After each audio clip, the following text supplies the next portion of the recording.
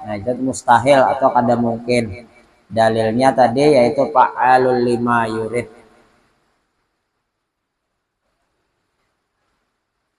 Maka patut bagi mukmin, mukminat, mukmin itu laki-laki, mukminat itu babinian. Jadi mukmin orang nang beriman.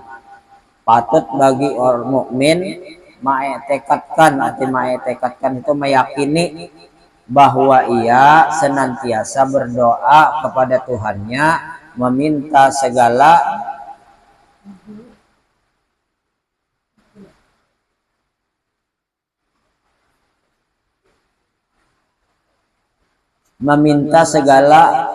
kebajikan, meminta segala kebajikan dan meminta ditolak segala bahaya dunia dan akhirat. Artinya kita jangan meminta lonang lain, tapi meminta kepada Allah Subhanahu wa taala. Tuhan menghendaki mudah aja. Artinya kita meminta sesuatu dengan Allah Subhanahu wa taala nang kada mungkin pun bisa aja terjadi. Artinya Allah taala nang menghendaki.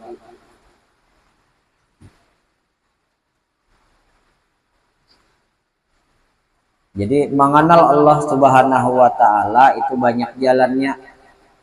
Di antaranya jalan yang kita tuntut pada malam hari ini yaitu dengan jalan mengenal sifat. Ada nang jalan mengenal asma, ada nang jalan mengenal af'al. Arti mengenal asma itu mengenal nama-nama Tuhan. Ada juga nang jalan mengenal Allah itu dengan jalan mengenal af'al atau perbuatan. Atau ada juga nang mengenal Allah Ta'ala dengan jalan mengenal diri. Nah jadi banyak jalan mengenal Allah Ta'ala itu banyak.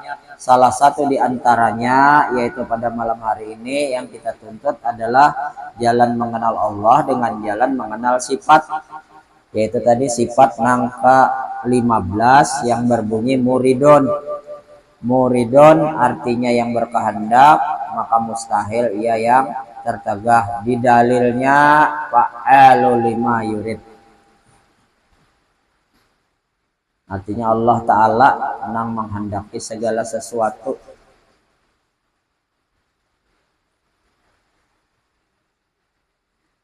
Maka wajib kita meyakini bahwa Allah Ta'ala nang menghendaki segala sesuatu itu. Misalnya kita meminta atau berdoa atau kita bahajat. Nah bahajat nang yakin benar sudah bahwa hajat kita itu akan tercapai, akan terkabul. Namun kehendak Allah Subhanahu wa taala itu Allah menghendaki kita kada dikabulkan. Nah mungkin ada sesuatu, ada apa, mungkin karena belum saatnya, atau ada yang lebih perlu, ada yang lebih diutamakan. Nah itu bisa saja sehingga hajat itu tertunda, dikabulkan akan tetapi tertunda. Itu. Atau misalnya juga pulang ada hal nang kada mungkin, nang kita pinta nih kada mungkin. Misalnya ya Allah ya berilah ulun ini duit bakarung. Nah kan kada asa mustahil benar tuh duit bakarung orang memberi. Siapa memberi duit bakarung? Nah tapi Allah Subhanahu wa taala nang menghendaki bisa aja terjadi. Bisa aja terjadi tuh. Nah mudah-mudahan ya Allah mudah-mudahan kita mendapat rezeki yang banyak, nang halal berberkat pulang banyak aja tapi kada halal, apalagi kada berberkat percuma rezeki itu. Sedikit tapi berberkah jauh lebih baik daripada banyak tapi kada berberkah. Nah itu rezeki banyak misalnya tapi kada berberkah, dapat rezeki ganal benar. Kalinya apa ada bahaya, kecelakaan kah apakah, padahal nang dicita-cita macam-macam sudah. Nah karena rezekinya itu kada berberkah, maka rezeki nang banyak tadi ternyata habis sekejap di mata. Artinya kayak membalik telapak tangan, kayak banyu larut ya jirang. Nah melimpas saja. Nah itu rezekinya kada berberkah. banyak, misalnya bagajih juga begawi, gajihnya tinggi larang, tapi kada berkah. Nantinya kada kawa kada kawa, kada ada buktinya. Gajih banyak tapi kada ada buktinya. Artinya kada ada buktinya tuh kada kawa manukar apa-apa, kada bisi apa-apa. Itu ngarannya gajih banyak tapi kada berkah. Maka yang kita cari berkah sedikit tapi berkah tang cukup ya. Artinya hendak menukar ini padahal kada cukup, hitungannya atau kada cukup tang kawa aja di manakah berkah tadi. Nah makanya kita berdoa jangan sampai tertinggal berkahnya. Ya Allah, berilah kami rezeki yang banyak, yang halal, lagi berberkah. Jangan minta nang sedikit, minta nang banyak tapi berkah. Nah, jadi minta rezeki nang banyak, nang halal pulang berkah. Ini kita minta tuh harus pasti-pasti. Jangan minta rezeki apa. Nah itu Allah Ta'ala. Kalau minta rezeki aja awak sehat itu rezeki. Kemudian lagi apa ngarannya diberi anak itu rezeki. Diberi duit itu rezeki. Makanya kita meminta berdoa ya Kak, berdoa minta rezeki itu rezeki nang napa, rezeki nang dipinta, rezeki berupa duit misalnya nang disambat berupa duit, atau rezeki berupa harta napa. Doa itu senjatanya orang mukmin. Doa itu menjadi senjata bagi kita. Jadi apabila kita berdoa meminta Allah Subhanahu wa Ta'ala, maka doa kita kalau Tuhan yang berkehendak mudah aja terjadi, mudah aja tercapai apa yang kita cita-citakan, apa yang kita hajatakan, mudah. Tuhan nang berkehendak, nang kita itu kita bisa juga berkehendak, cuma berkehendak aja kawa. Artinya kita berkehendak aja kawa, tapi nang mengabulkan itu tetap Allah Subhanahu wa Ta'ala, jangan yang lain. Meminta misalnya, ketika meminta jangan pulang karena tersalah. Pas kita meminta berdoa, ya Allah, ya berilah hambamu ini rezeki berupa duit. Nah datang orang beelang ke rumah, tak ada aja mau unjuki duit. Nah lalu pulang kada ingat lagi bahwa rezeki itu datang daripada Allah Subhanahu wa Ta'ala.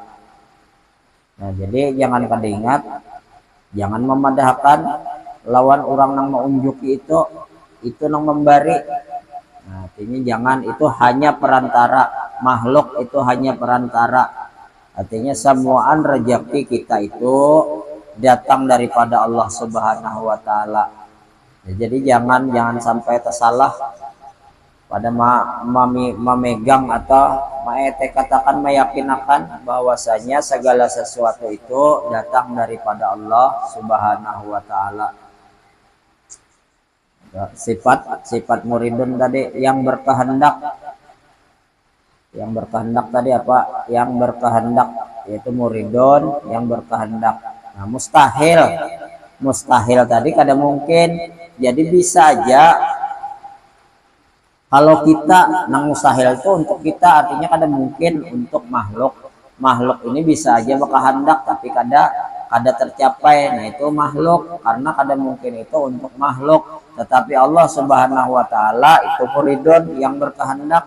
Apa juga yang dikehendakinya maka pasti terjadi. Hancurnya dunia pasti terjadi, banjir pasti terjadi, artinya orang kebakaran pasti terjadi. Dan itu merupakan ada yang menjadi ujian, ada yang menjadi bala, ada yang menjadi musibah. Kalau ujian itu bagi orang nang beriman, orang nang beriman itu diuji, tahan kadanya. Artinya ketika diberikan ujian, tahan kada, sabar kada menerima ujian tersebut. Nah apabila kada sabar, maka inya bisa menjadi kafir. Apabila kada sabar, kenapa jadi bisa kada sabar? Bisa menyumpahi Allah Ta'ala jadinya. Nah, bisa menyalahkan Tuhan. Nah, itu makanya orang nang beriman itu pasti dapat ujian, dan tiap-tiap orang nang dapat ujian itu apabila kawa melalui ujian pasti akan naik tingkat, pasti akan naik derajat. Kayak orang sekolah juga ujian, imbahnya kawa menjawab pertanyaan-pertanyaan ujian soal-soal tadi, maka naik kelas. Namun kawa menjawab kada naik kelas, ada sesuatu tak kawanya menjawab semuaan misalnya tapi kada dinaikakan. Nah, itu ada, pasti ada penyebabnya, ada sesuatu. Mungkin bisa jadi karena melanggar peraturan sekolah, bisa jadi tertunda kenaikannya walaupun nilainya tinggi, karena peraturan di sekolah itu ada dibuat. Nah, itu jadi bisa aja kada mungkin kalau untuk makhluk, artinya makhluk bisa kada tercapai apa yang dihajatakan, tetapi Allah Ta'ala pasti akan tercapai, pasti akan terjadi. Janji-janji Allah Subhanahu wa Ta'ala itu pasti benar. Artinya jangan meragukan lagi lawan janji Tuhan. Di dalam Al-Quran sudah banyak janji-janji Tuhan, artinya jangan meragukan lagi lawan yang tertulis di dalam Al-Quran, bahwasanya janji Allah itu pasti benar. Bila kita berdoa meminta lawan Tuhan, pasti Tuhan beri. Nah, cuma cepat lambatnya aja, sikap atau kadanya aja Tuhan memberi itu. Bisa jadi Tuhan menunggu memberikan mengabulkan pemberiannya itu ditunda karena ada hal, misalnya banyak dosa. Lalu kita meminta karena banyak dosa, lalu diberi oleh Tuhan, tetapi dipotong dosanya tadi, artinya diberi juga. Nah, jadi Allah Subhanahu wa Ta'ala itu sangat berkuasa. Kadada yang lebih berkuasa, kadada yang lebih berkehendak, mampu berkehendak, dan pasti terjadi. Kehendaknya itu pasti selain daripada Allah Subhanahu wa Ta'ala.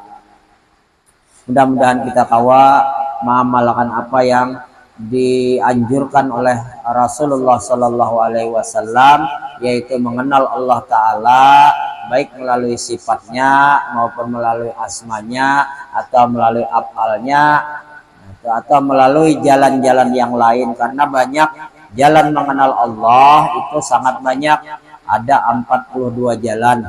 Jadi kada kawa kita memandangkan orang mempena macam-macam. Orang jalan 42 ada. Ya kehendak ke Martapura, karena kita sini yang terkenal Martapura. Hendak ke Martapura mulai ada yang mulai Banjarmasin, ada yang mulai Cempaka, atau sama-sama berangkat misalnya dari Banjarmasin tapi ada yang jalan Sungai Tabuk, tembusnya ke Martapura juga. Ada yang jalan Simpang 4 Banjarbaru, Lianganggang kan, Lianganggang. Nah, sampainya ke Martapura juga. Ada yang jalan Lianganggang, jalan Bati-Bati, berputar ke Cempaka, sampainya ke Martapura juga. Kenapa? Karena tujuannya itu menuju Martapura. Sama orang menuntut ilmu itu, orang menuntut ilmu berjalan mengenal Allah itu untuk melalui sifat Allah, melalui asma Allah, melalui perbuatan. Nah, itu jadi jalannya itu banyak, tujuannya sama, yaitu apa? Untuk mengenal Allah Subhanahu wa Ta'ala. Ada yang melalui jalan syariat, yaitu ilmu fikih, tujuannya pun kada lain untuk mengenal Allah Subhanahu wa Ta'ala juga. Ada yang mengaji ilmu nahwu, ilmu mantik, ilmu balaghah, semuaan tujuannya itu untuk mengenal Allah Subhanahu wa Ta'ala. Bahari di zaman Rasulullah itu ada banyak mata pelajaran ilmu, itu ada banyak di zaman Rasulullah. Ngaran ilmunya itu cuma 3, yaitu ilmu iman, ilmu Islam, dan ilmu ihsan. Itu aja di zaman Rasulullah, kada ada ilmu yang lain. Artinya ilmu iman itu ilmu mengesahkan Tuhan, ilmu mengenal Tuhan, atau ilmu meyakini bahwasanya Allah Subhanahu wa Ta'ala itu ada. Itu ilmu iman, karena ilmu keyakinan meyakinkan bahwa Allah itu ada, bahwasanya makhluk semesta sekalian alam ini itu ciptaannya, itu ilmu iman. Kemudian ilmu Islam yaitu ilmu syariat, kalau wahini fikih segala macam. Nah itu ilmu syariat, artinya di zaman Rasulullah ibaratnya ilmu Islam. Kalaunya ilmu ihsan itu ilmu kesempurnaan. Ilmu kesempurnaan itu ilmu ma'rifat melalui jalan ilmu menuntut ilmu tasawuf. Nah itu ilmu ma'rifat ngarannya. Jadi ilmu kesempurnaan mengenal Allah. Dan kita harus untuk menuju ke jalan tersebut untuk mengenal Allah, maka tentunya kita banyak yang harus dijalani lebih dahulu, yaitu Allah Subhanahu wa taala itu bersifat, Allah Subhanahu wa taala itu suci, maka kada akan bisa mendekati kecuali orang yang suci juga. Nah, artinya kalau orang yang kada bersih, orang yang kada suci, tentu berat untuk mendekatkan diri kepada Allah, apalagi mengenal Allah. Karena harus suci dulu, baik suci zahir maupun suci batin. Itu jadi harus diberasihi. Nah, penang diberasihi penyakit-penyakit hati, penyakit seluruh batang tubuh. Nah, itu jadi ria, sombong, takabur atau aja itu nang wajib diberasihi dulu. Karena itu menjadi penyakit bagi hati kita, dan hati kita itu kada akan bersih selama ada penyakit-penyakit tersebut. Nah, disambat dia tadi padakan orang itu memberasihi itu ngarannya ilmu tasawuf zahir. Nah, jadi memberasihi ilmu tasawuf, tetapi menuntut ilmu tasawuf, tasawufnya tasawuf zahir, atau ilmu memberasihi penyakit-penyakit hati. Tidak akan ma'rifat seseorang jikalau ia tidak suci, baik suci hatinya maupun suci badannya. Suci badan itu berkaitan dengan ilmu Islam atau ilmu syariat, ilmu mutahharah, ilmu kesucian. Artinya suci daripada segala hadas, suci daripada segala kotoran, hadas kecil, hadas besar. Itu berkaitan dengan ilmu syariat. Kemudian tadi ilmu ma'rifat yaitu ilmu tasawuf, tasawufnya tasawuf zahir, diberasihi dulu penyakit-penyakit hati. Kemudian menuntut ilmu tasawuf batin, nah itu berkaitan dengan keyakinan dengan hati kita. Punya sudah bersih, maka akan dimudah untuk mengenal Allah Subhanahu wa taala. Mudah-mudahan kita dimudahkan oleh Allah Subhanahu wa taala, dan karena menuntut ilmu itu wajib bagi tiap-tiap muslim, baik laki-laki maupun perempuan. Dan ilmu yang diwajibkan untuk dituntut itu adalah ilmu agama. Jadi ilmu agama yang wajib dituntut, yang lebih utama